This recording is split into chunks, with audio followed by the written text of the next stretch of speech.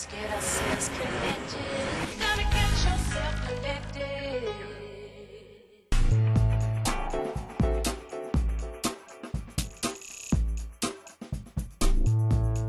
Well, we just pulled into a recycling plant with this old computer to answer this week's inbox question.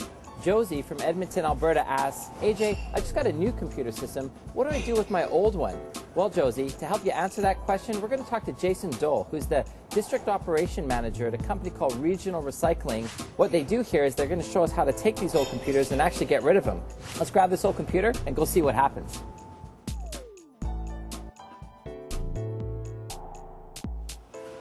Hi, Jason. How you doing? I'm told I can return this computer here. Yeah, you sure can.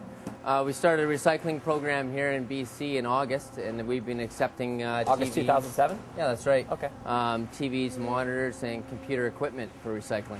Cool. And so do I have to pay anything when I drop this off here? No, you don't. It's free of charge.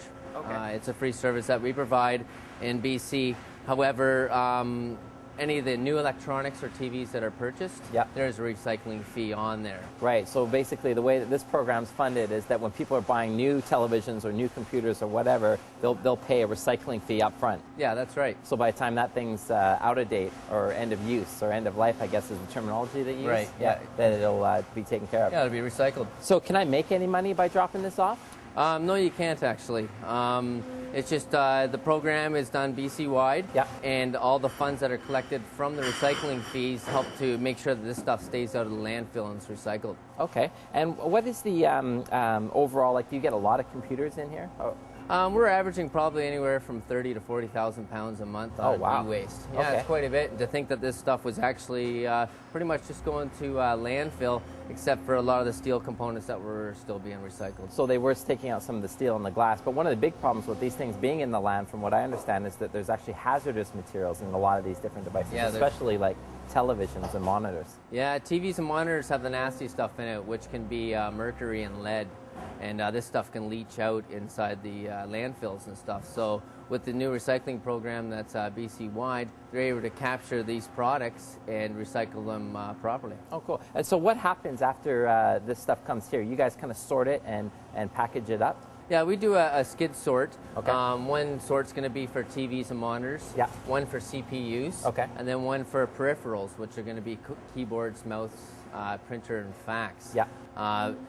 The reason why the TVs and monitors are kept separate is because of the contaminated waste that can be in there, the mercury and lead and such. So they need to be handled differently. And then so does all this get sort of to one processing plant somewhere where they kind of figure out what to do with it? Oncorp Pacific has the contract for BC and oversees the collection from collection sites like us and take it to a few central locations in BC where there it is shipped off to the recyclers. Here's a question for you. What about people being worried about the data, like when they bring in their old computers? Like, are they worried about people getting access to like websites they've been to or like financial information? Right.